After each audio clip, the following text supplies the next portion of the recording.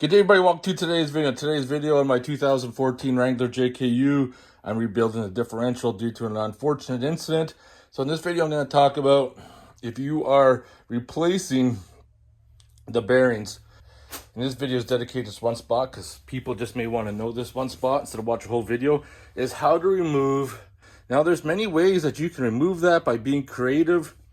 One of the easiest ways that you're going to be able to get that out is with a slide hammer. And you're gonna need this attachment right here. It's got like a little hook on it.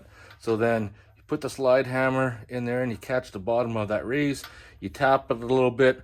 We're gonna go up top. We're gonna tap a little bit more on the side, and you're gonna see that raise come right out.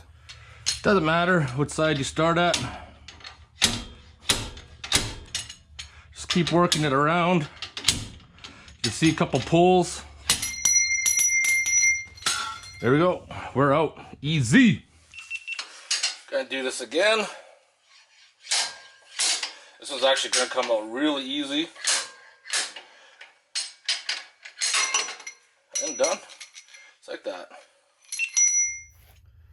So there you have it. I hope you enjoyed that short video on how I got that bearing race out. Now, I totally understand not everybody is going to have a slide hammer, but you could probably rent one from your local parts store.